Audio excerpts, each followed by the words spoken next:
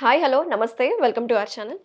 ఈ రోజుల్లో చిన్న పెద్ద అని వయసుతో సంబంధం లేకుండా అందరికీ మోకాళ్ళ నొప్పులు అనే ప్రాబ్లం ఎక్కువగా వినిపిస్తుంది. సో ఈ అంశం గురించి మాట్లాడడానికి ప్రస్తుతం మనతో పాటు ఉన్నారు ప్రముఖ ఆధ్యాత్మిక జీవనశైలి నిపుణులు జంగమయ్య గారు ఉన్నారు. సార్తో మాట్లాడి పూర్తి వివరాలు తెలుసుకుందాం. నమస్తే సార్. నమస్తే. సార్, మోకాళ్ళ నొప్పులు నేను అన్నట్టు వయసుతో సంబంధం లేదు సార్. 35 ఇయర్స్ కూడా మోకాళ్ళ నొప్పులు వస్తున్నాయి, మోకాళ్ళలో గుజ్జు తగ్గిపోతుంది అంటున్నారు. ప్రధాన కారణాలు ఏంటంటారు? పసిపిల్లలు కూడా నడవలేకపోతున్నారమ్మా ఇప్పుడు. వాళ్ళు యాక్చువల్గా పీఈటీ క్లాసుల్లో స్కూల్కి వెళితే అక్కడ పీఈటీ చేయించేటువంటి చిన్న చిన్న ఎక్సర్సైజ్లు కూడా చేయలేకపోతా ఉన్నారు. ఇంటికి వస్తే ఎక్కడన్నా కొద్ది దూరం నడవాలంటే కాళ్ళ నొప్పులు వస్తాయి. పెద్దవాళ్ళు ఎత్తుకోవాలంటే వాళ్ళ కాళ్ళ నొప్పులు ఎక్కువ ఉంటాయి. సో ఈ విధంగా చిన్నపిల్లల దగ్గర నుంచి ఈరోజు ఎక్కువగా శరీరంలో నరాల బలహీనత, రెండవది ఎముకల బలహీనత పట్టుదల లేకపోవడం. ఎముకల్లో పట్టు లేదు చాలామందికి, అంటే కాల్షియం లోపం వల్ల జరుగుతుంది ఇదంతా. సో మనం ఏమంటే మిల్క్ తీసుకుంటూ ఉంటాం, మిల్క్ ప్రోడక్ట్స్. సో ఈ మిల్క్ ప్రోడక్ట్స్ వల్ల మన కాల్షియం పెరగదు, కానీ శరీరంలో ఎముకలు ఇంకా బలహీనపడిపోతాయని చాలామందికి తెలియదు. సో ఎక్కువగా చాలామంది మిల్కే ప్రమోట్ చేస్తూ ఉంటారు. కానీ ఇప్పుడు మనకు వచ్చేటువంటి మిల్క్ అంతా కూడా ఏదంటే హార్మోన్ ఇంజెక్షన్స్ వేసి పాలను ఎక్కువగా ఉత్పత్తి చేయడానికి పశువులకి అందించేటువంటి మిల్క్. దీనివల్ల ఈ పాలు మనం తాగినామంటే ఆరోగ్యం కథ దేవుడెరుగు, కానీ అనారోగ్యం మాత్రం బాగా పెరుగుతుంది. కాబట్టి దయచేసి మనం మిల్క్ ప్రోడక్ట్స్ కొంచెం దూరంగా ఉండి, పాలు పెరుగు వెన్నె నెయ్యలకు కొంచెం దూరంగా ఉంటూ, కొంచెం మనం ఈ నువ్వులు ఇలాంటివన్నీ వాడుతూ ఉండాలి. వారంలో 2-3 రోజులైనా మనం నువ్వులు వాడాలి, అవిసెలు వాడాలి. అదేవిధంగా ఆకుకూరలు, మునగాకు, పాలకూర, అదే చుక్కకూర, మెంతికూర, కొత్తిమీరి, కరివేపాకు, ఇలాంటివన్నీ కూడా మనం వాడితే రెగ్యులర్గా వీక్లీ థ్రైస్ అనే 4 డేస్ కానీ మనం వాడితే ఇలాంటి సమస్యలు మనకు ఎదురు రావు. సో ఎముకలు తొందరగా మనం గుళ్ళ పాడకూడదు అనుకుంటే మొట్టమొదట నీళ్లు శరీరానికి అవసరమైనవి తీసుకోవాలి. అదేవిధంగా కొద్దిసేపు వాకింగ్ చేయాలి. అదేవిధంగా అప్పుడప్పుడు చిన్న చిన్న ఎక్సర్సైజులు చేసుకోవాలి. మన మోకాళ్ళ కింది భాగం, మోకాళ్ళలో మనము ఎప్పుడైనా అట్లా తట్టి కూడా మనం నొప్పి తగ్గించుకోవచ్చు. ఎలా సార్? చిన్న చిన్న ఎక్సర్సైజులు మరియు మోకాళ్ళు ఒక్కటే కాదమ్మా, ఎక్కడైనా కానీ శరీరంలో కొన్ని మనకి ఇబ్బందులు జరిగినప్పుడు మనం ఇలా కాలు చాంపుకోవాలి. కాలు చాంపేసి మనమైనా కూడా కొట్టచ్చు. లేదంటే కింద నిలబడిన తర్వాత ఒక మనిషి సపోర్ట్తో కూడా ఇలా కొట్టచ్చు.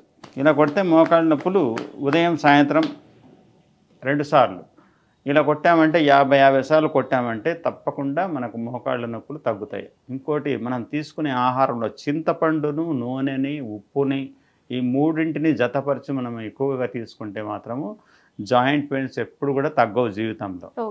రెండవది నిల్వ పచ్చళ్ళు. ఏంటి, మన ఆవకాయలు, ఇవన్నీ ఆవకాయ, నిమ్మకాయ, ఇవన్నీ పచ్చళ్ళు చేస్తారు కదా, నిల్వ పచ్చళ్ళు. ఈ నిల్వ పచ్చళ్ళని ఎక్కువగా ఒక మనిషి భోజనమే తినేస్తాడు. అంత పచ్చడి వేసుకొని మా దగ్గర కర్రీస్ ఏం లేవు ఇవాళ అని చెప్పేసి మొత్తం భోజనం మీద అంతా కంప్లీట్ చేస్తాడు. సో ఇలాంటి బ్యాడ్ హ్యాబిట్స్ మనకి. సో ఈ హ్యాబిట్స్ ఉంటే మాత్రము లైఫ్లో ఎప్పుడు కూడా నీ పెయిన్స్ తగ్గవు. నీ పెయిన్సే కాదు, జాయింట్ పెయిన్స్ అనేవి తగ్గవు. మన బోన్ పైన ఎన్నో వేస్ట్ ప్రోడక్ట్స్ అన్నీ కూడా మనకు డెవలప్ అవుతాయి. మన సయాటికా పెయిన్ రావచ్చు, మన లంబార్ డిస్క్ ప్రొలాప్స్ రావచ్చు. వీటన్నిటికి కారణాలు ఏంటంటే మనం తీసుకునేటువంటి ఉప్పు, నూనెలు, చింతపండు అధికంగా వేస్ట్ పాడుకోవడం. వాటి వల్ల ఇవన్నీ తోడయి, ఇప్పుడు ఉప్పు రుచులకు రాజు అంటాం కానీ రోగాలకు రారాజు అది. మరి దాన్ని మనం ప్రతిరోజు మనం దాదాపు 10-15 గ్రాములు తింటున్నాం, 20 గ్రాముల వరకు తినేస్తున్నాం. ఎన్నో రోగాలు. అసలు మనకు ఉప్పు అవసరమే లేదు. ఈ సహజమైన సోడియం మీకు ప్రతి భూమి మీద ఉన్నటువంటి ప్రతి ఆహారంలో కూడా సోడియం ఉంది. సోడియం, పొటాషియం 2 సమానంగా ఉంటాయి. 30/70, 30% సోడియం, 70% పొటాషియం ఉంటుంది. 84 లక్షల జీవరాశులు, పశుపక్షాదులన్నీ కూడా ఏ సోడియం తినవు, అదనంగా ఏ ఉప్పును తినవు. మరి వాటికి ఎలా వస్తుంది? వాటికి కూడా అవసరమే కదా సోడియం. మరి అవేం చేస్తున్నాయి? మనలాగా వంటలు చేసుకొని, రుచులు చేసుకొని, తయారు చేసుకొని తింటున్నాయా? మరి వాటికి సోడియం ఎట్లా? మనం ఆలోచించాలా లేదా? ప్రకృతిలో మరి ఒక రకమైన ఫుడ్ తింటున్నాయి, మరి వాటికి అన్ని పోషక విలువలు దొరుకుతున్నాయి కదా. మనం ఏదైతే మనం ఈ వైద్య పరిభాషలో కావాల్సినటువంటి ఇంగ్రీడియంట్స్ని ఎన్నో రూపాల్లో ఎన్నో పేర్లతో పిలుచుకుంటున్నాం కదా. మరి ఈ పేర్లు ఈ మార్గాలు వాటికి తెలుసా? తెలీదు. మరి తెలియకపోయినా ఆరోగ్యంగా ఉన్నాయా లేదా? ఉంటున్నాయిగా. పిల్లల్ని కంటున్నాయా లేదా? అవేం సిజరేన్లు చేసుకోలేదు కదా. వాటికేం షుగర్లు ఒబిసిటీలు ఇవన్నీ ఏం లేవు కదా. మరి ఎలా సాధ్యమవుతుంది అది? మానవుడే ఇదంతా చేసుకున్నారు. మనం ఏదో తెలిసిపోయింది ఎక్కువగా తెలుసుకున్నామని చెప్పేసి మరీ ఎక్కువగా తెలుసుకొని ఎక్కువగా దాని డెసిషన్ తీసుకోలేక ఏవి పడితే అవి తినేసి రోగాలు బారిన పడుతున్నాడు.